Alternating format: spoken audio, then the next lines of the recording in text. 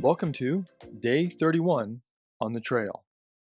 We have 5 readings for today from Luke 17, verses 1 through 37, Exodus chapter 1, verse 1 through chapter 2, verse 10, the 42nd Psalm, Job chapter 1, verses 1 through 22, and Sirach chapter 37, verses 1 through 15. As we open the book of Job, here are a few notes that might prove helpful.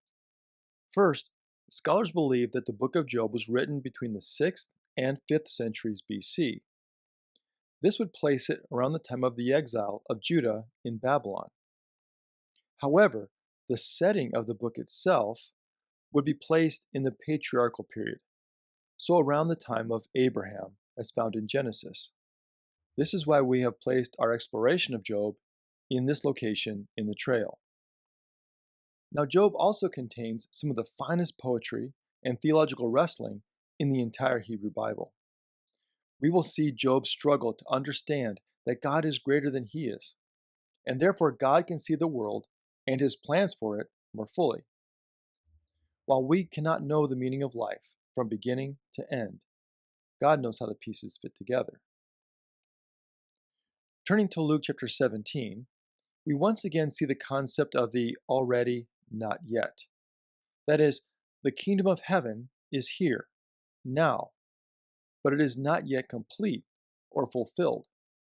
In verse 20, Jesus was asked by the Pharisees when the kingdom of God was coming, and he answered, "The kingdom of God is not coming with things that can be observed, nor will they say, 'Look, here it is,' or 'there it is.' For in fact, the kingdom of God is among you." Jesus teaches us that salvation begins now, in the midst of this world. We are already participating in the kingdom of God at this very moment. Yet we continue to watch for the completion and ultimate fulfillment of the kingdom when Jesus returns. Therefore, since the kingdom is already here, we should focus on how we, as followers of Jesus, live today in the already. There is no need to wait until tomorrow. Today, we also start the book of Exodus. In chapter 1, we pick up where we left off at the conclusion of Genesis. As Exodus opens, 400 years have passed.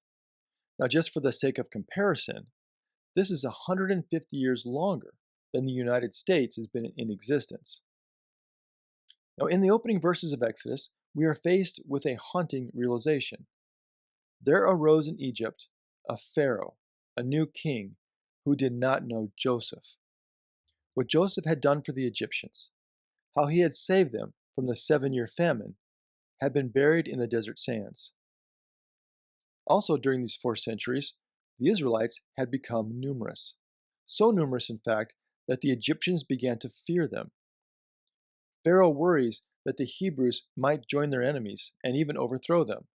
Now, we don't know when exactly, but at some point during this 400-year period, the Egyptians forced the Hebrews into slavery to build their cities. In this period of Egyptian history, Egypt was at the height of its power. The pyramids were 1,000 years old by this time. Therefore, the Egyptian power and control over the Hebrew people was absolute. The Hebrew people had no hope of improving their situation on their own. They desperately needed a deliverer, someone to rise up and help them, someone who could bring them hope. However, despite the severe oppression forced on them by the Egyptians, the Hebrew people continued to grow and were becoming more numerous than the Egyptians. This so worried Pharaoh that he decided to do something evil, something unthinkable. So Pharaoh, the most powerful person in the world, called 2 Hebrew midwives named Shiphrah and Puah and commanded them to kill the male children born to the Hebrews at the moment of their birth. How do these 2 midwives stand against Pharaoh? Shiphrah and Puah are also in need of deliverance. The male children need deliverance. The Hebrew people need deliverance. Their future as a nation needs deliverance. Beginning in Exodus 1:17, we find the tremendously powerful story of Shiphrah and Puah. Here, I would argue, is where the deliverance of the Hebrew people begins. Since this is such an important story of courage and faith, I am including a message that I delivered on Shiphrah and Puah in part 2 of today's podcast.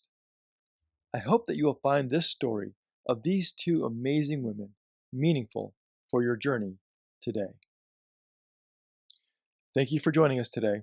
Until next time, stay on the trail.